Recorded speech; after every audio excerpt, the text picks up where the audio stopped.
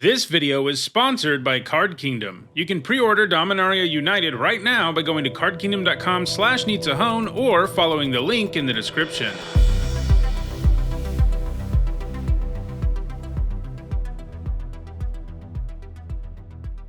Hi everyone, I'm Nizzahon, and today is Saturday, and that means it's time for my weekly vlog series, Nizzanotes, the 51st episode of Nizzanotes. This is a series where I talk about limited magic that comes out every Saturday, and today we're talking about a brand new format, Dominaria United. It just came out on Magic Arena. Pre-releases are this weekend, so it's a brand new format. I did, of course, do my whole set review as I always do. I even have a couple of draft videos up already because I got to play in the early access event, so thanks to Wizards of the Coast for that. So I'm only a few drafts into the format, but what I usually do in this first video of a new format is I give you my early picks for the best commons and uncommons.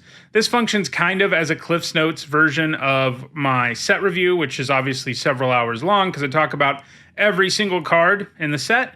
Whereas this is just me talking about some of the highlights in each color. Then we'll of course do a crack-a-pack as we always do when there's a newish format around, and yeah, so we'll be focusing on best commons and uncommons, and then we'll look at a pack one, pick one situation, and I'll talk about what I would pick. So let's dive right in with a look at the best white uncommons. So of all the colors, I think white is the deepest at uncommon. I had a pretty hard time picking one card because white has Prayer of Binding at uncommon. This is a flash Oblivion Ring-like effect. And Phyrexian Missionary at uncommon, a 2-mana 2/3 with lifelink that has big upside when you can kick it. But in the end, I didn't go with either of them. I could see either of them becoming the best uncommon in the format, but I've just been really impressed. And going into the format, too, I thought Knight of Dawn's Light was going to be really good. And, having played with and against it a little bit now, I think, confirmed my initial feelings. I think this is white's best uncommon. It's just so good. It's one of those things where if you just took away one of its abilities, or even two, it would still be like a solid playable. So when you have all of them, you have this 2-mana 2/2 with first strike that can pump itself. That basically makes it a 2-drop that's relevant all game long. It's a 2-drop that can just win you the game on its own. There aren't a lot of those around. And the fact that augments life gain, that's a small thing, but it does come up a little. There's a little bit of incidental life gain around, and improving that a little bit doesn't hurt. So this is just an amazing 2-drop. Again, it's a 2-drop that can make you feel like you're going to lose the game, and it's an uncommon, and so that's pretty impressive. Again, white is pretty deep and uncommon, with Prayer of Binding and Phyrexian Missionary both being in the same neighborhood of Knight of Dawn's Light. All three of those are cards that you're very happy to first pick, not just happy, but very happy to first pick. So yeah, pretty impressive. At common, white isn't quite as deep, but there are still some good things around. I think the third best white common is Griffin Protector. So this is a reprint, and it really overperformed when we last saw it. And so far in this format, I've been impressed with it, and I thought it would probably be pretty good again, just like it was when we last saw it. And because white has such a pronounced go-wide theme, it's, maybe even a little better in this early stage than I thought it was going to be, because, it's really not that hard to play cards that give you one or two bodies. You have a lot of reasons to like to go wide, and then this thing has decent base stats. It's certainly not a card you want to first pick, but it is a very nice common that you'll play 2 to 4 of in a lot of white decks in this format. I think white's second best common is Argivian Cavalier. So here you go. Here's one of these cards that gives you 2 bodies. It's a common. I think it's even better than Griffin Protector. Again, the go wide theme, especially if you're in red-white, there are just so many go wide payoffs and ways to go wide that it is a very real deck in the format. And so the Cavalier has been quite good. It also has the enlist upside, which definitely matters. There are, so far in the format, cards with enlist sometimes feel a little clunky. You can't really find a good way to attack with them. But there are also board states where your opponent just doesn't have any smaller creatures, like any 2-power creature to trade with something like the Cavalier. And when they don't, and you can send this thing in as like a 3 or 4-power creature, now you don't really want to trade because they probably have better creatures who can kill it. But it is a little bit of a bummer when your opponent just has some random 2-power creature, and it just isn't that much of a problem. But regardless, the upside here is good, and the base of a 3-mana 2/2 and a 1/1 token plays really well in this format. And then white's best common, no surprise, is Citizen's Arrest. This is a great removal spell. The one knock on it is that it's not easy to splash in a format where splashing is relatively easy, but the double costed mana is difficult. Still, it's a premium removal spell. It completely gets rid of the thing, and it does it at 3 mana, which is a good deal. And I think you feel pretty good about first picking Citizen's Arrest. I could see taking the Cavalier in an especially weak pack, and like I said, you don't really want to first pick the Protector, but it is nice. So let's move on to blue now, where I think the third best common is Tolarian Geyser. As a sorcery, this thing is a little clunky, but I always am a pretty big fan of cards that let you bounce something and draw a card, because, you know, normally bouncing something, you don't get a full card's worth of value, right? You 1 for 0 yourself, basically, because your opponent still has the card. It's just not on the table anymore. And that is a downgrade, obviously, but you also didn't add to the board. So, you know, just straight up bounce spells have to be a lot cheaper than 3 mana to be nice. And this isn't, but because you can draw a card off of it, you always draw a card off of it. You can get tempo like you normally do from a bounce spell and break even, which is nice. And you can also kick it to gain, let it give you some life. Words are hard. So, you know, gaining a bit of life is a nice incidental value to have here. But yeah, I mean, this isn't something you really want to first pick, but it is solid. And, you know, just a word on these kicker uncommons and commons, you know, that have kicker in different colors. I've talked about it in draft videos and in the set review, but just to mention it here too, it's really not that hard to, like, say you're a blue-red deck with Tolarian Geyser. It's usually in your interest to pick up one of the dual lands in the format, you know, even just one, so that you can sometimes kick this. And it's a really easy thing to do, and you don't always have to kick this for it to be good, but you get that upside without paying any real cost, because these lands, you know, already give you some nice value. They already produce 1 color in your deck, and now they can produce a couple of cards, mana for a couple of cards with kicker. So, and that's the kind of thing you can do with the Geyser. The second best blue common, I think, is Talus Lookout. You know, it has passable flying stats. And then, you know, what really pushes it into the category of blue's second best common is the fact that when it dies, not only do you get to draw a card, you get a little bit of card selection and a little bit of graveyard action, which does matter in this format. You know, the stat line's not good, but it's not that hard to produce a 2-for-1 with this thing. And in situations where you don't need to be trading it for something, you know, it attacks reasonably well in the sky. I think you can take the Lookout in some pretty weak first pack scenarios, but I don't love the idea. And then I think blue's best common is Pixie Illusionist. So this thing can do a lot of work. It's always a 1 mana 1/1 flyer that you can tap to change one of your lands to a different land type. That is an okay card, but the upside of kicker here is what really pushes it over the edge and makes it, I think, blue's best common, because, you know, a 5 mana 3/3 flyer is not great, but the fact that you can draw this in the later game and cast it as a more relevant body is good. Its ability to fix your mana and help you with domain definitely matters in the format too. All 3 of these blue commons are, you know, they're all cards I like having in my deck, but none of them are super impressive. So not super deep at common in blue, I don't think. Blue's best uncommon, I think, and this isn't going to surprise anybody, is Frostfist Strider, a creature that you play to the board and then it taps a thing down, locks it down for a turn. I always love that kind of card. You know, bouncing is something I like too. Adding to the board and downgrading your opponents at the same time is just so powerful. If the game's at parity, Frostfist Strider changes the game in your favor. If you're ahead, probably wins you the game. And if you're behind, it can even help you reasonably enough. It is better, you know, when you're being the aggressor, but you can use it to help you slow things down too. And I do think you pretty happily first pick Frostfist Strider in a lot of packs in this format. Now we move to black, which I think is pretty deep in the common department. I think black's third best common is Tribute to Urborg.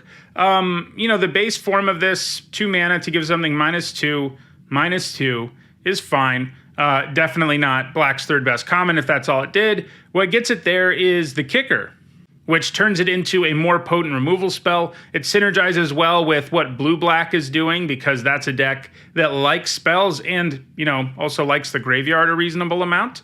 And there are lots of other decks in the format too, where you can pretty easily splash this, and it doesn't hurt to do because you're playing like a reasonable removal spell to begin with. but it has the upside of being better than just reasonable. So, I think in a weak pack, you can probably first pick Tribute to Urborg. The second best black common I have is Phyrexian Rager. This is a nice reprint from the original Invasion block. We've seen it a couple of times since then as well, maybe just in Master sets. But, typical 3-mana 2/2 that draws you a card, that's always going to be a very good common. It gives you a 2-for-1, digs you deeper in your deck. The life loss, it's a thing. But, it's not a big deal most of the time. And mostly it just helps you dig deeper into your deck, and it can trade for a lot of things in the early game. It feels pretty miserable for your opponent if they're like an aggro deck and you play this on turn 3 and then just trade with their 2-drop. That's just a very good sequence that isn't far-fetched at all. And I do think you can first pick Ragers sometimes. And then I think Black's best common is Extinguish the Light. 4 mana, kill a thing at instant speed. Almost always a premium removal spell unless a format is really fast. This one doesn't strike me as really fast. It's early in the format, but so far I've seen all kinds of decks be viable and compete against one another, whether they're grindy, graveyard, synergy decks, or control decks, or really aggressive decks. I've sort of seen it all. So right now, I feel like the format seems pretty well balanced. That can, of course, change. We're in the early days of the format. So Extinguish, I think, is well positioned. And one thing I really like about it that they did that, we all wish they had done with a removal spell in Streets of New Capenna, is that when you do kill something cheaper, which never feels good with a 4-mana removal spell, you at least get to gain 3. That makes up for the fact that you're overpaying by a lot. So, that would have been nice, like I said, in New Capenna, where there just wasn't good removal like this that could overcome the fact that you were spending too much mana to kill something. And I think Black's best uncommon is Night of Dawn's Light's friend, or I guess enemy, Night of Dusk's Shadow. So very similar card, 2 mana 2/2 with first strike that can buff itself. Night of Dawn's Light's upside comes up a little more, but Night of Dusk's Shadow comes up too. Just, not as much because it's less dependent on your deck and more dependent on what your opponent's doing. Whereas you have some control over your own deck. You're going to value life gain slightly more if you have Night of Dawn's Light, for example. But both of these Knights are a beating just because they're such good 2-drops, relevant all game long. Have to block them in the late game. They really can wreck you, and they're very impressive. So that's Black. I think you are pretty happy first picking, especially Extinguish and the Knight, of course. Phyrexian Rager a little less so, and Tribute to Urborg a little less so. But I could see all 4 of these cards going relatively highly in drafts. All right, let's move to red now, which is pretty deep at common. I think the third best red common is Flowstone Infusion. This feels like shock a lot of the time, and that is always a very good card in limited. This format has enough small creatures that you can kill for 1 mana with this, that it's pretty nice. It doesn't kill everything, and it does have some small additional upside where you can use it to buff your own thing. This can be combined with Enlist and silly things like that if you really want to. Sometimes it can just help you do lethal if your creature's big enough to not die from this, but doing 2 more to your opponent kills them. Things like that. Mostly, though, it just feels like a removal spell, but a very efficient one, and one that I think you're happy having 2 copies of in all your red decks, and you take this pretty highly. I think red's second best common is Keldon Strike Team. So this is another card that gives you 3 bodies. Well, it's a card that gives you 3 bodies. We saw one earlier that gives you 2, and it's at common. And this is the kind of card that really supports that go wide strategy. And the thing I really like about the Strike Team is, it's great if you're the beatdown, you pay 5, you hit your opponent for 5 haste damage, if they're not blocking, obviously.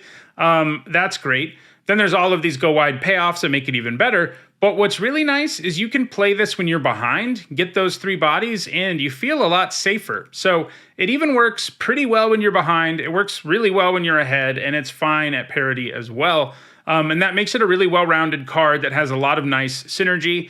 Obviously, red-white is where it's really going to be great, but in any base red deck, I think you end up splashing this, assuming you have 2 lands that can produce the white, because the fail case isn't too bad. Also, because it has haste, it can crew things. It can, so can everything else, but it can enlist right away, unlike most cards, which matters too. And then red's best common, no surprise, Lightning Strike. See it all the time. 2 mana, 3 damage to a thing, instant speed. It's premium. It can close out games. It trades up to kill things all the time. Great card. not much more to say about that. And then I think red's best uncommon, also a removal spell, Herloon Battle Hymn. 3 mana to do 4 to something at instant speed is great. You can also kick this to have it gain you 4, which definitely matters. I mean, if you are killing something that's, going to damage you and gaining 4 while you're doing it, you are going to really shift the game in your favor. This is one where the kicker upside is, fairly minor. This card would maybe be red's best uncommon, probably be red's best uncommon without kicker. So with it, it does get better, but it's not a huge difference. So that's red. All of these cards are things I would first pick, especially Strike Team, Lightning Strike, and Herloon Battle Hymn. Now let's move to green. I think green's third best common is Scout the Wilderness. This one I can see fluctuating, maybe falling off of this list entirely. But right now, I feel like it's pretty well positioned in the format. You pay 3, it helps you set up domain, it ramps you. Those strategies seem real. What really makes it a great common, though, is the kicker upside. Yet again, there's lots of kicker on this list. Adding 2 1/1s to the board while you're ramping does a good job of making sure you're going to be able to take advantage of the ramping you're doing. And, adding to the board and ramping at the same time is quite good. I mean, there's not that many cards that really let you do it in a way where, not talking about a mana dork, I'm talking about a card that lets you actually search up the land and put it into play. So I've liked this card. It has a high ceiling. You don't play it in every deck ever. If you're just like a really aggressive deck, you're not going to play it. But I think it's notable for how powerful it is in the right kind of deck. That does mean you don't generally want to first pick it, but it is going to play a big role in this format, I think. Second best white or green common is Bite Down. This is Rabid Bite, a card that was sort of one of the early forms of green removal that actually worked in limited. Savage Punch, I guess, was even earlier. But Bite Down, Rabid Bite, these kinds of cards have been great. And this is instant speed, so it's even better. And that really matters with a card like this, because the danger with this sort of removal is your opponent can remove the creature on your side that you target with it, and then you get 2 for 1 and utterly wrecked. Now, I mean, that's still a problem, but because it's an instant, it's easier to find that window where it works than it would be if it was just a sorcery. So it is premium removal. You can first pick it. And then I think green's best common is Vine Shaper Prodigy. This can be a bear if you need it to be, 2 mana, 2/2, or you can kick it and get intense, amazing card selection. Top 3 cards of your library is really powerful. People, have compared it to Organ Hoarder to some extent. I don't think it's quite that level of good, which is probably a good thing because that common was format warping. This one at least requires you to play 2 colors to make it work, but this format does have pretty good mana. But the other big differences are that that format cared about the zombie creature type, and that format cared about the graveyard, and the Organ Hoarder interacted with both. Vine Shaper Prodigy doesn't really synergize with anything in the format. It's just a good card, which is good, but it does mean can't be quite as good as the Hoarder. The Hoarder also has 1 more power, which also matters. But so Vine Shaper Prodigy is great, something you can first pick. Again, it's a kicker card you can play just as a 2-drop and then have like 2 or 3 lands in your deck that can produce blue, so that in the later game you're more likely to be able to kick it. Great card. And then I think green's best uncommon is Tear Asunder. This thing is a great removal spell. If you can't kick it, it's obviously less good. And this is one where it is a little more important that green-black are your base colors. It's not crucial, but because this gets such a massive upgrade, it can't destroy creatures, until you kick it. And that is a big difference in limited. You need to be able to kill creatures more than anything. So this one does take a little more work maybe than some of the others, but you splash Putrefy in a lot of formats, right? And that's a 3 mana removal spell that can kill an artifact or a creature for 3, and it's a black-green card. You splash that, and it works out. And you can do that still with Tear Asunder, be a base green or a base black deck and splash the other color. But it's obviously way better when you can consistently kick it. But yeah, this thing is just a great removal spell. Hard to pick anything above something that's this flexible and this efficient. All right, let's move now to our Crack-a-Pack. This is where I'll show you a pack 1, pick 1 from the format. I'll talk about every card in the pack, how I feel about it right now, and tell you what I would first pick. So our first common is Destroy Evil. This thing I think I may have underrated a little bit in my set review. I think I gave it a flat C. But the more I've thought about it, this can kill a decent number of things pretty efficiently. Like, we see these effects at 3 mana usually, and this one's only 2 and an instant, and by these effects, I mean a thing that can kill something with high toughness. And then the enchantment killing upside is nice too. It's probably, the first copy at least, is probably like actually a C+, like, to already sort of look back at where I got something wrong maybe in my review. But it's still not something you really want to first pick. But the first copy seems solid in most white decks. Next up, it's Phyrexian Rager. We just talked about this one. I think it's one of Black's best commons. Certainly take it over Destroy Evil. It's nothing fancy, but, add to the board, dig deeper into your deck, get a 2-for-1. Those are things you want to be doing in Limited. Vine Shaper Prodigy next. Okay, that's what I thought was Green's best common, and I do like it more than the Rager. It's interesting to compare the two because they both kind of do the same thing. The Vine Shaper Prodigy upside of being able to give you more card selection is a big difference, and the fact you can also play it on 2 if you need to is a big difference. I think it's a better card than the Rager overall, so it's what I would take here. Volshae Tide Turner, this thing's fine. Ramp decks do seem to exist in the format, but this really only lets you ramp into kicker things, which is kind of a bummer. So I do think it's, out of these 4 cards, it's the worst one we've seen so far, but it is playable. Juniper Order Root Weaver, this is a solid white common, not one that made our list, but it's probably number 5 or 6, on the list of white commons. Has a base as a 2-mana 2/2. If you kick it and add a green mana in there, you get to put a +1/+1 counter on something, which is pretty nice. Then we have Citizen's Arrest, another one of my picks in this video. This is a very good removal spell, but as we've played Limited lately, 1-for-1 removal spells generally have been worse than cards that can produce powerful 2-for-1s for you. So I'm pretty inclined to just take Vine Shaper Prodigy over the Arrest. I do think the Arrest is better than the Rager because the Rager doesn't give you, the Rager can give you a 2-for-1, but the card selection isn't there. So I do think I would take the Arrest over the Rager, but I think I'm more interested in the Prodigy. You can kind of look at the Prodigy as a gold card and maybe decide Citizen's Arrest is monocolored, so maybe we go there. But it's just so easy to pick up these duels in this format and like splash things that you want to splash for kicker and stuff that I don't see it as a gold card exactly. It does have a requirement that isn't to walk in the park, but it's not that hard either. So I think I would take Prodigy over Arrest. That is an interesting, couple of comments to look at. We've got Barkweave Crusher next. I haven't been super impressed with this so far. It's just a 2/5 enlister. I haven't really felt that inclined to play with it when I've had them in the format. Viashino Branch Rider. This has maybe overperformed a tiny bit for me at this point.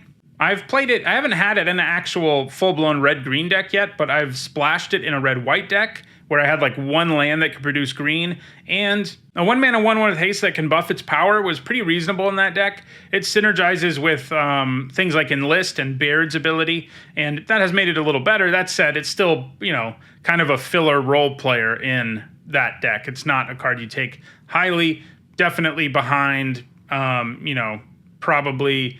definitely the Prodigy, the Arrest, and the Rager, and maybe even behind Destroy Evil and Root Weaver. After that, it's Splatter Goblin, fine 2-drop, kind of fun to sacrifice, kind of a pain for your opponent to attack into and stuff, but, not a card you go after early. Impulse, this is a nice blue card, really good card selection. Spell decks are real in this format, and that makes it even better. That said, it's not as good as like the Prodigy or the Arrest or Phyrexian Rager, I don't think. I think I would take all of those over it. We do have a Signpost uncommon, one of these legendaries, and it's Nael Avazoa Aeronaut, the blue-green one. It's pretty good. It's not an incredible Signpost uncommon, I don't think, mostly because until you get Domain to 5, it doesn't really feel like it's doing that much, but it does sort of let you filter through your library and get Domain or find cards you need, which is nice, and it's good and all, but I think I would take the Prodigy and the Arrest over it, and that's kind of funny, because the Prodigy is sort of a Signpost card for blue-green, right, as is Nael, but I think the Prodigy is just better, at least in a vacuum. If you have a deck that's already really good at getting Domain, then Nael is better for sure, but yeah. The next uncommon is Sprouting Goblin. Starts out as a 2-mana 2/2, but you can kick it, and it lets you search up a land, which is nice. And you can sack lands to draw cards, which is nice too. It's not amazing, though. I mean, yeah, if you're in red-green, you're always going to play it for sure. You'll probably play it in most red decks, too, just as a 2-drop that can draw you some cards, but it's not that good.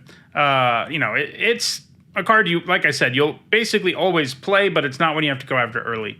Prayer of Binding is our final uncommon. This is strong. I mean, it's a 4-mana removal spell that can hit any non-land permanent, and you gain 2 life at the same time. So I know I said, 1-for-1 removal versus, 2-for-1 things that I can get like Vine Shaper Prodigy. I usually would want to choose 2-for-1s these days.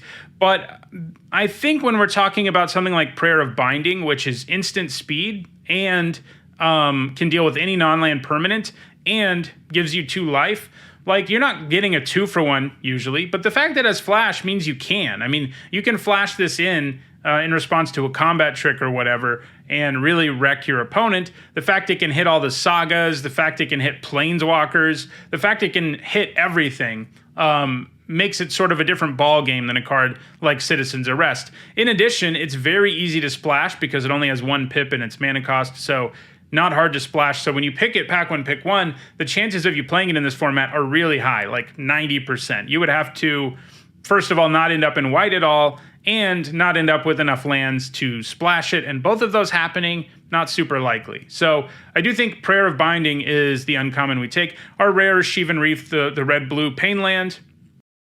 These are funny because, and I said this in the set review, I think the common duels in Limited are actually just better than the pain lands. Pain lands are good fixing, but the common duels allowing you to increase your domain at the same time is kind of like what we saw in Kaldheim with Snowlands, where you got extra value out of the cards typing.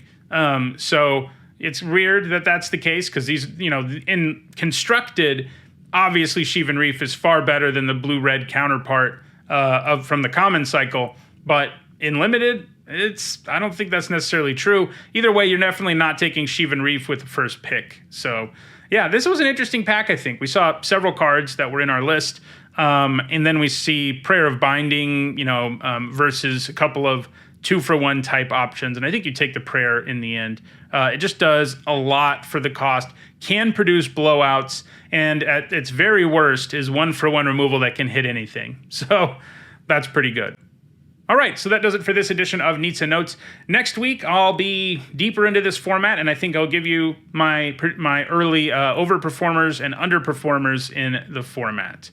Thank you all for watching. If you enjoyed this video, don't forget to like it and share it so that others can enjoy it too. If you want to make sure you catch future editions of Nizzanotes and draft videos and set reviews and all kinds of other stuff too, don't forget to subscribe and turn on notifications. And if you want to check out my set review for this format, you should see the playlist on your screen shortly.